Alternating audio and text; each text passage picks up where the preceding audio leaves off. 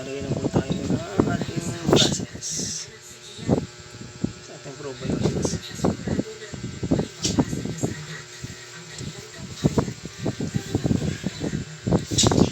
Hintay lang po tayo ng 7 days. Tapos lalagyan na natin siya ng